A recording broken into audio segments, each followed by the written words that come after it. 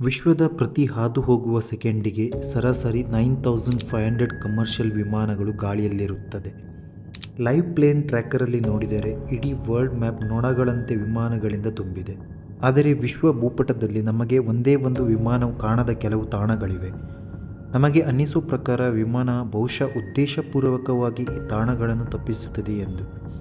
ಆದರೆ ವಾಸ್ತವಿಕವಾಗಿ ಇದೇ ಸತ್ಯ ಎಂದು ಸಾಬೀತಾಗಿದೆ. ಸ್ನೇಹಿತರೆ, ಇವತ್ತಿನ ಈ ವಿಡಿಯೋದಲ್ಲಿ ತಿಳಿಯೋಣ ಜಗತ್ತಿನಲ್ಲಿ ಯಾವ ಏರ್ ಸ್ಪೇಸ್ಗಳಿವೆ ಮತ್ತು ಯಾಕೆ ಪೈಲಟ್ಸ್ ವಿಮಾನಗಳನ್ನು ಆ ಸ್ಥಳದಲ್ಲಿ ಹಾರಿಸೋಕೆ ಇಷ್ಟಪಡಲ್ಲ. ಇದನ್ನು ಮಾಡಲು ಕಾರಣವೇನು? Number 6, Tibetan plateau.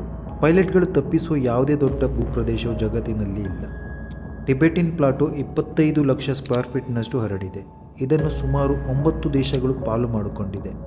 ಜಿಯೋಗ್ರಾಫಿಕಲಿ ಇದು ವಿಮಾನಗಳಿಗೆ ತುಂಬ ಮಹತ್ವದ ರೂಟ್ಸ್. ಚೀನಾಗೆ ಯುರೋಪ್ ಮತ್ತು ಮಿಡಲ್ ಈಸ್ಟನ್ನು ನೇರವಾಗಿ ಕನೆಕ್ಟ್ ಮಾಡುತ್ತದೆ. ನಾವು ಲೈವ್ ಪ್ಲೇನ್ ಟ್ರ್ಯಾಕರ್ಗಳಲ್ಲಿ ನೋಡಿದರೆ ವಿಮಾನಗಳು ಈ ಸಂಪೂರ್ಣ ಪ್ರದೇಶವನ್ನು ಬೈಪಾಸ್ ಮಾಡುವುದನ್ನು ಗಮನಿಸಬಹುದು. ಇದಕ್ಕೆ ದೊಡ್ಡ ಕಾರಣ ಪ್ಲಾಟೋದಲ್ಲಿರುವ ಎತ್ತರದ ಪರ್ವತಗಳು. ಅದು ಚೀನಾದಿಂದ ಶುರುವಾಗಿ ನೇಪಾಲ್, ಭೂತಾನ್ ಅನ್ನು ಹಾದು ಹೋಗಿ ಅಫ್ಘಾನಿಸ್ತಾನಲ್ಲಿ ಮುಗಿಯುತ್ತದೆ. ಇಲ್ಲಿರುವ ಪರ್ವತದ ಎತ್ತರ ಸರಿಸುಮಾರು 14,000 ಫೀಟ್ಗಳಿವೆ ಮತ್ತು ಕಮರ್ಷಿಯಲ್ ವಿಮಾನವು ಸಾಮಾನ್ಯವಾಗಿ 35,000 ಫೀಟ್ಗಳಲ್ಲಿ ಹಾರುತ್ತವೆ. ವಾಸ್ತವಿಕವಾಗಿ ಈ ವಿಮಾನಗಳು ಬೆಟ್ಟದ ಮೇಲೆ ಬಹಳ ಎತ್ತರದಲ್ಲಿವೆ. ಆದರೆ ಎಮರ್ಜೆನ್ಸಿ ಸಮಯದಲ್ಲಿ, ಉದಾಹರಣೆಗೆ ಕ್ಯಾಬಿನ್ನಿಂದ ಸೋರಿಕೆಯಾಗುವ ಒತ್ತಡ ಅಥವಾ ಕೆಲವು ಸ್ಥಿತಿಯಲ್ಲಿ ಎಂಜಿನ್ ವೈಫಲ್ಯ, ಈ ಪರಿಸ್ಥಿತಿಯಲ್ಲಿ ಆಕ್ಸಿಜನ್ ಮಾಸ್ಕ್ಗಳು ಸ್ವಯಂಚಾಲಿತವಾಗಿ ಇಳಿಯುತ್ತವೆ ಹಾಗೂ ಪೈಲಟ್ಗಳ ಹತ್ತಿರ ಕೇವಲ 20 ನಿಮಿಷಗಳು ಮಾತ್ರ ಇರುತ್ತದೆ. ಈ ಸಂದರ್ಭದಲ್ಲಿ ಪೈಲಟ್ಸ್ ವಿಮಾನವನ್ನು 35,000 ಫೀಟಿಂದ 10,000 ಫೀಟ್ ತನಕ ತರಬೇಕಾಗುತ್ತದೆ. ಯಾಕೆಂದರೆ ಟಿಬೆಟಿಯನ್ ಪ್ಲಾಟೋದ ಎತ್ತರವೇ 14,000 ಫೀಟ್ಗಳಿವೆ. ಇದೇ ಕಾರಣಕ್ಕೆ ಇಲ್ಲಿ ಡಿಸೆಂಡ್ ಮಾಡೋದು ಪೈಲಟ್ಗಳಿಗೆ ಸಾಧ್ಯವಾಗುವುದಿಲ್ಲ. ಪೈಲಟ್ ಟಿಬೆಟಿಯನ್ ಪ್ಲಾಟೋ ಪ್ರದೇಶವನ್ನು ತ್ಯಜಿಸಲು ಎತ್ತರದ ಪರ್ವತಗಳು ಮಾತ್ರ ಕಾರಣವಲ್ಲ. ವಾಸ್ತವಿಕವಾಗಿ ಇಲ್ಲಿ ವಿಮಾನಕ್ಕೆ ಅನಿರೀಕ್ಷಿತ ಟರ್ಬುಲೆನ್ಸ್ ಅನ್ನು ಎದುರಿಸಬೇಕಾಗುತ್ತದೆ. ಗಾಳಿಯು ಇಲ್ಲಿರುವ ಎತ್ತರದ ಪರ್ವತಗಳಿಗೆ ಡಿಕ್ಕಿ ಹೊಡೆದು ಮೇಲಕ್ಕೆ ಹಾದು ಹೋಗುವುದರಿಂದ ವಿಮಾನದ ಸಮತೋಲನಕ್ಕೆ ತೊಂದರೆಯಾಗುತ್ತದೆ. ನಂಬರ್ 5, ಜನವರಿ 2022ರಂದು ದಕ್ಷಿಣ ಪೆಸಿಫಿಕ್ ಮಹಾಸಾಗರದ ಟೊಂಗಾ ದ್ವೀಪದ ಬಳಿ ನೀರೊಳಗಿನ ಜ್ವಾಲಾಮುಖಿ ಸ್ಫೋಟ ಸಂಭವಿಸಿದೆ. ಅದರ ಧೂಳು ಮತ್ತು ಬೂದಿ ಎಷ್ಟು ದೊಡ್ಡದಾಗಿದೆ ಎಂದರೆ ಅದು ಇತಿಹಾಸದ ಎಲ್ಲ ದಾಖಲೆಗಳನ್ನು ಮುರಿದಿದೆ. ಈ ಘಟನೆಯನ್ನು ಉಪಗ್ರಹದ ಮೂಲಕ ದಾಖಲಿಸಲಾಗಿದೆ. ಅದು ಈ ರೀತಿ ಕಾಣುತ್ತದೆ. ಈ ಬೂದಿ ಮೋಡಗಳು ಆಕಾಶದಲ್ಲಿ 1,90,000 ಅಡಿ ಎತ್ತರವಾಗಿ ದಾಖಲಾಗಿವೆ. ಅಂಥ ಎತ್ತರದಲ್ಲಿ ಕಂಡುಬರುವ ಬೂದಿ ಮೋಡವು ವಿಮಾನವನ್ನು ಸುಲಭವಾಗಿ ಹಾನಿಗೊಳಿಸಬಹುದು. ಜ್ವಾಲಾಮುಖಿಯಿಂದ ಹೊರಬರುವ ಬೂದಿ ವಿಮಾನದ ವಿಂಡ್ಶೀಲ್ಡನ್ನು ಹಾನಿಗೊಳಿಸಬಹುದು ಮತ್ತು ಇಂಜಿನನ್ನು ಸಹ ನಾಶಪಡಿಸಬಹುದು. 24 ಜೂನ್ 1982 ಲಂಡನ್ನಿಂದ ನ್ಯೂಜಿಲೆಂಡ್ಗೆ ಹೋಗುವ ವಿಮಾನವು ದಾರಿಯಲ್ಲಿ ಜ್ವಾಲಾಮುಖಿ ಮೋಡದ ಮೇಲೆ ಹಾದು ಹೋಯಿತು. ಇದು ವಿಮಾನಗಳಲ್ಲಿ ಧೂಮಪಾನ ನಿಷೇಧವಿಲ್ಲದ ಸಮಯವಾಗಿತ್ತು. ವಿಮಾನದಲ್ಲಿ ಹೊಗೆಗಳು ಸೇರಲು ಪ್ರಾರಂಭಿಸಿದಾಗ ಯಾರೋ ಧೂಮಪಾನ ಮಾಡಿರಬಹುದು ಎಂದು ಮೊದಲಿಗೆ ಎಲ್ಲರೂ ಭಾವಿಸಿದರು. ಆದರೆ ಮುಂದೆ ನಡೆದಿದ್ದು ಎಲ್ಲರ ಹುಬ್ಬೇರುವಂತೆ ಮಾಡಿತು. ಕ್ರ್ಯೂ ಮತ್ತು ಪೈಲಟ್ಗೆ ಹೊಗೆಯಿಂದ ಸಲ್ಫರ್ನ ವಾಸನೆ ಬರೋಕ್ಕೆ ಶುರುವಾಗುತ್ತೆ. ಆಗ ಪೈಲಟ್ಗೆ ಏನೋ ತಪ್ಪಾಗಿದೆ ಎಂದು ಅರಿವಾಗುತ್ತೆ. ಜ್ವಾಲಾಮುಖಿಯ ಬೂದಿ ಇಂಜಿನ್ಗೆ ಹೋಗಿ ಕರಗಿತು. ಇದರಿಂದ ವಿಮಾನದ ಎಲ್ಲ ಇಂಜಿನ್ ಸ್ಥಗಿತಗೊಂಡಿತ್ತು. ಈಗ ವಿಮಾನವು ತನ್ನ ಆಲ್ಟಿಟ್ಯೂಡನ್ನು ಕಳೆದುಕೊಳ್ಳಲು ಪ್ರಾರಂಭಿಸಿತು. ಅದೃಷ್ಟವಶಾತ್ ವಿಮಾನವು 37,000 ಅಡಿಯಿಂದ 12,000 ಅಡಿ ತಲುಪಿದಾಗ 4 ಇಂಜಿನ್ಗಳಲ್ಲಿ 3 ಇಂಜಿನ್ಗಳು ಪ್ರಾರಂಭವಾದವು ಮತ್ತು ವಿಮಾನವನ್ನು ಸುರಕ್ಷಿತವಾಗಿ ಇಳಿಸಲಾಯಿತು. ಆದರೆ ಈ ಘಟನೆಯ ನಂತರ ಪೈಲಟ್ ಜ್ವಾಲಾಮುಖಿಯ ಮೇಲೆ ಹಾರುವುದನ್ನೇ ನಿಲ್ಲಿಸಿದರು. ನಂಬರ್ 4, ಹುಲಿಗಳು ಎಷ್ಟು ಭಯಾನಕವಾಗಿ ಕಾಣಿಸಬಹುದು, ಅವುಗಳು ಅಷ್ಟೇ ಹೆಚ್ಚು ಹಾನಿಯನ್ನು ಉಂಟುಮಾಡುತ್ತವೆ, ವಿಶೇಷವಾಗಿ ಅದರ ಮೇಲೆ ಹಾದು ಹೋಗುವ ವಿಮಾನಗಳಿಗೆ. ನಮ್ಮ ಪ್ರಪಂಚದಲ್ಲಿ ಸುಮಾರು 170 ಆಸ್ಟ್ರಾಯ್ಡ್ ಪ್ರಭಾವದ ಕುಳಿಗಳಿವೆ. ಆದರೆ ಅನೇಕ ಕುಳಿಗಳು ಗಣಿ ಕಂಪನಿಗಳಿಂದ ಮಾಡಲ್ಪಟ್ಟಿದೆ. ಹೇಗಾದರೂ ಹೈ ಆಲ್ಟಿಟ್ಯೂಡಲ್ಲಿ ಹಾದು ಹೋಗುವ ವಿಮಾನಕ್ಕೆ ಇದರಿಂದ ಯಾವುದೂ ತೊಂದರೆ ಆಗುವುದಿಲ್ಲ.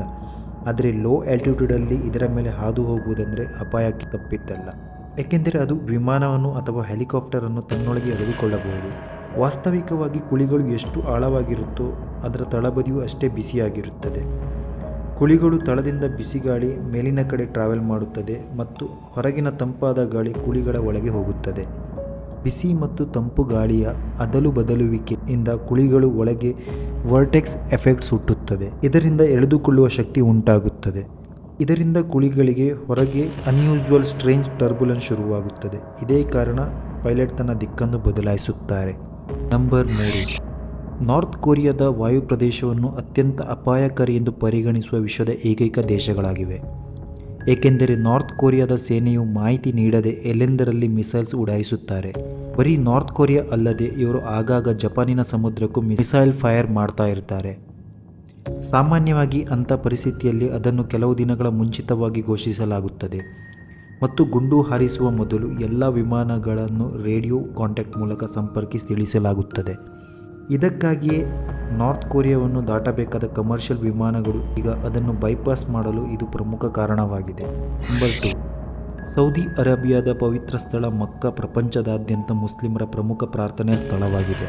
ಮಸೀದಿಯನ್ನು ಭೂಮಿಯ ಗುರುತ್ವಾಕರ್ಷಣೆ ಕೇಂದ್ರದ ಮೇಲೆ ನಿರ್ಮಿಸಲಾಗಿದೆ ಎಂದು ನಂಬಲಾಗಿದೆ. ಇದರಿಂದಾಗಿ ವಿಮಾನ ಅಥವಾ ಪಕ್ಷಿ ಅದರ ಮೇಲೆ ಹಾರಲು ಸಾಧ್ಯವಿಲ್ಲ. ಆದರೆ ವಾಸ್ತವದಲ್ಲಿ ಅಂತಹ ವಿಷಯಗಳಿಗೆ ಯಾವುದೇ ವಾಸ್ತವತೆ ಇಲ್ಲ. ಮಸೀದಿಯ ಮೇಲಿನ ವಿಮಾನಗಳು ಏಕೆ ಗೋಚರಿಸುವುದಿಲ್ಲ ಎಂದರೆ ಸೌದಿ ಸರ್ಕಾರವು ಇದನ್ನು ನೋ ಫ್ಲೈ ಝೋನ್ ಆಗಿ ಮಾಡಿದೆ. ಇದನ್ನು ಮಾಡಲು 2 ಕಾರಣಗಳಿವೆ. ಮೊದಲನೆಯದು ಭದ್ರತಾ ಕಾರಣ, ಏಕೆಂದರೆ ಈ ಸಮಯದಲ್ಲಿ ಲಕ್ಷಾಂತರ ಮುಸ್ಲಿಮರು ಮೆಕ್ಕಾದಲ್ಲಿ ಇರುತ್ತಾರೆ. ಅಂತಹ ಯಾವುದೇ ಘಟನೆ ಸಂಭವಿಸಿದರೆ ಸಾಕಷ್ಟು ಜೀವಹಾನಿ ಸಂಭವಿಸಬಹುದು. ಎರಡನೆಯದು ಮೆಕ್ಕಾದ ಸ್ಥಳ ಅದರ ಸುತ್ತಲೂ ಪರ್ವತಗಳನ್ನು ಹೊಂದಿರುವ ಸ್ಥಳದಲ್ಲಿ ನಿರ್ಮಿಸಲಾಗಿದೆ. ಅದರ ಮೇಲೆ ವಿಮಾನವು ಹಾದು ಹೋದರೆ ಇಂಜಿನ್ ಶಬ್ದವು ದ್ವಿಗುಣಗೊಳ್ಳುತ್ತದೆ. ಮಕ್ಕಾದಲ್ಲಿ ವಿಮಾನ ನಿಲ್ದಾಣವಿರುವುದಕ್ಕೆ ಇದೇ ಕಾರಣ, ಏಕೆಂದರೆ ವಿಮಾನ ನಿಲ್ದಾಣವಿದ್ದರೆ ವಿಮಾನಗಳು ಟೇಕ್ ಆಫ್ ಮತ್ತು ಲ್ಯಾಂಡಿಂಗ್ ಸಮಯದಲ್ಲಿ ಕಡಿಮೆ ಎತ್ತರದಲ್ಲಿದ್ದು ಶಬ್ದ ಮಾಲಿನ್ಯಕ್ಕೆ ಕಾರಣವಾಗಬಹುದು. ನಂಬರ್ 1. ಏರಿಯಾ 51. US ರಾಜ್ಯದ ನೆವಾಡಾದಲ್ಲಿ 7500 ಸ್ಕ್ವೇರ್ ಕಿಲೋಮೀಟರ್ನಷ್ಟು ಹರಡಿರುವ ಈ ಪ್ರದೇಶವು US ವಾಯುಪಡೆಯ ಉನ್ನತ ರಹಸ್ಯ ನೆಲೆಯ ಒಂದು ಭಾಗವಾಗಿದೆ. ಇದನ್ನು ಏರಿಯಾ 51 ಎಂದು ಕರೆಯುತ್ತಾರೆ. ಏರಿಯಾ 51 ಯಾವಾಗಲೂ ವಿವಾದದಲ್ಲಿ ಮುಚ್ಚಿಹೋಗಿರುತ್ತದೆ, ಏಕೆಂದರೆ ಅದು ಅಮೆರಿಕದ ಮಿಲಿಟರಿ ರಹಸ್ಯ ಶಸ್ತ್ರಾಸ್ತ್ರಗಳು ಮತ್ತು UFOಗಳ ಮೇಲೆ ಸಂಶೋಧನೆ ನಡೆಸುತ್ತದೆ ಎಂದು ಜನರು ನಂಬುತ್ತಾರೆ.